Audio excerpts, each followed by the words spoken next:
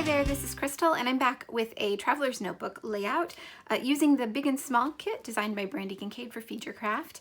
I'm working in my traveler's notebook. This is one I started this year just for kind of random things. I am working on a page that's all the way in the back, and it is pretty chunky on this side. So I'm going to be working mostly outside of the page, and then I will glue it in once it's pretty much done.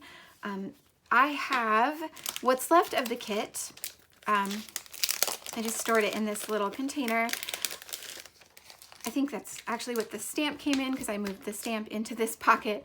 But anyway, I have the die cuts here, but I actually printed 2 of them because I needed 2 of one of the little pieces. So I have some of the other ones there in this container. I have the cards, and then I took the arrows from the die cuts. They were on the cut apart sheet, just like this, and I in Photoshop just selected just the arrows out of the cut apart sheet and created a background, and this is what I'm going to use on the left side of my page. So I'll trim this out and glue it down, but I want to do some embellishing before I do that. And then I also have a this is actually a 3x8 sized little canvas that I did my journaling on, and I'm going to create a little bit of hidden journaling using that in a minute. This is the photo that I have. It's a selfie. I don't do selfies very often, but I'm really making an effort to try and get myself into my memory keeping a bit more. So that's what I'm using, and I have a little bit of a story, or I guess it's more of a page of encouragement to myself. So that is my plan. I'm going to put you on fast forward and get started. So I'm going to start by just trimming out these 2 things that I've printed, and it might be hard to see on the screen, but they do actually have little lines that mark where the trim marks are, so I'm just cutting along those lines. And then for this journaling card, which is actually printed on cardstock, just like a 65-pound cardstock, my intent is to fold it in half and have it be a little flip up on my page. So I just used my trimmer as a guide and did a little score line with a bone folder in the middle of that, and then folded that over. Before I trim this one up, I want to do some stamping on it. So I'm pulling out some of the stamps from the kit and trying to work them onto the page, figuring out where I like them best, where they fit well, keeping to sentiments that work with the page that I'm creating. So it's an encouragement page. I'm looking for things that are kind of in line with that whole idea of encouragement and moving on and keep going, that sort of thing. So this first one I have, it says time to put on my big girl panties and get to work, and I'm just kind of bending it. The curve wasn't quite right for the place I wanted to put it, so I'm just bending it myself to make it fit exactly the way I want it. And you can see it fits perfectly around the curve of that arrow. Clearly these things were meant to go together. I don't think it's any accident that they fit well. The next one I'm doing says that's the key, and I just stamped it right next to the side of one of the arrows. And then this one says, why yes, yes I can. Again, just stamping it right above one of the straight arrows, and making sure to clean off my stamps as I go. If you've watched this channel for any amount of time, you know I am the messiest stamper, like the worst. So I am being super careful not to get ink all over this page that I'm stamping on. Normally I would get ink everywhere, but I'm being extra careful to not mess this up. I really didn't want to have to go back and print it again. So I just stamped another curved one, and that one says big plans, small steps, steady heart. Again, I had to bend it a little bit more to get it to work in the spot that I wanted it. And then the final one I stamped says here for it. So that's all I'm going to do to this side of the page. While I'm letting those that ink completely dry, I'm just going through the rest of the cards to pick out any other ones that I might want to use. I pick out quite a few. I don't end up using quite all of them, but nearly. I use quite a few on this page actually, for it being such a small page. But anyway, so I've picked those out, and I'm just going to try and lay them out on this other side of the page to figure out how they might work. I think that my ink is completely dry now, so I'm going to go ahead and trim off the edges. Again, there are lines there that are really hard to see on video, but they are there. I did add those in Photoshop so that I would know exactly where to trim. And then I can go ahead and glue this into the page because this is all I'm going to do to this side. So to do that, I just put a single line of tape runner down the inside, and then I like to lay it down on the page opposite and then fold the page over to adhere it. And that, to me, is the easiest way to do it. That's the best way I know to get it straight and even. And then I just trim off the edges. I did make it a little bit bigger than the page. I always do, just to make sure that I don't have to struggle too hard to line it up. And you were getting a little sneak peek of a page that I haven't quite shared yet. It'll be coming to my channel in the near future, hopefully. But yeah, you just got a little sneak peek of that. No big deal.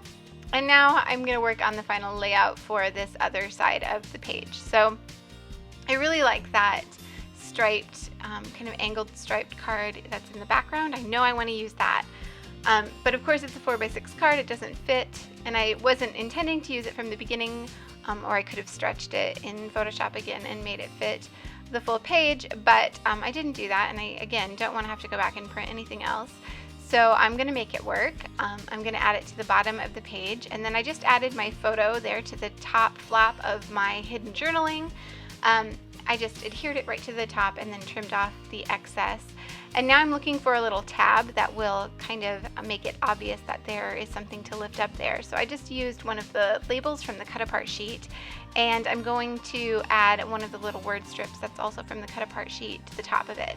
I thought about adding a stamp, but there wasn't really one that would fit in that tiny space that I hadn't already used. So I'm just going to go with this word strip that says Big Dreams, which fits perfectly anyway. So I think it worked out just fine. And then I'm going to add it to the bottom of my photo, kind of off to one side, just struggling there to get it straight, but eventually I get it. And I like that fragile and formidable card just below my photo. I think that works well with the story I'm telling, and it brings in more of that pink and red color, which is never a bad idea. So now I want some place that I can stamp my title, which is going to be Choosing My Own Adventure. I didn't want to just stamp it in the white space. I thought that looked a little strange and like it was just floating there. So I thought about adding it to a label, but it didn't quite fit. And I thought about adding it, I had a little strip of scrap paper that was yellow from one of the cards I had cut up before, but that didn't quite look right either. So I ended up choosing this, the card with the 3 circles on it, and cutting it to fit in that top space. But then it just looked a little strange to me, so I thought about cutting out just the circle part, but I knew if I did it by hand it would look a mess. So I grabbed my dies. I have some circle dies from Sizzix, and I took that away to my die cutting machine really quickly and just cut a circle around that part. And you aren't going to see the bottom part, so it doesn't matter that it's cut off or that it overlaps with that other circle, because that's going to be tucked behind that other journal card. So now I can stamp my title, Choosing My Own Adventure, from the stamp set, just in the middle there, and then I will adhere it down underneath this 4x6 journal card that I'm adding to the bottom of the right side of this page. I should have glued this down first. I don't know why I didn't do that, but instead I have to peel up the other one to get it to fit. But this adhesive that I use is really good for that sort of thing. This is why I use it, because I do that kind of thing all the time. So it was no big deal to just peel it up a little bit and then stick the circle behind it. And now I can add that other journal card and my photo with the journaling behind it and adhere everything down. And then it's just a matter of finishing touches. So the inside of this journal kind of flip up card looks really plain to me. So I want to add something to make it look a little bit more fun, I guess, to match the rest of the page.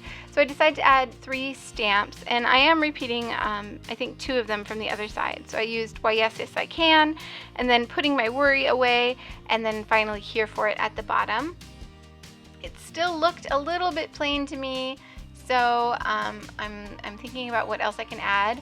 I find this Today die cut, and I decided to add it to the top of my photo, and I just adhere it with a little bit of glue and then some tiny attacher. Actually, those are gold staples in my American Crafts gold stapler. And then finally I realized, why don't I just add another journal card to the top of the inside of the journaling, and that adds plenty of color and plenty of interest.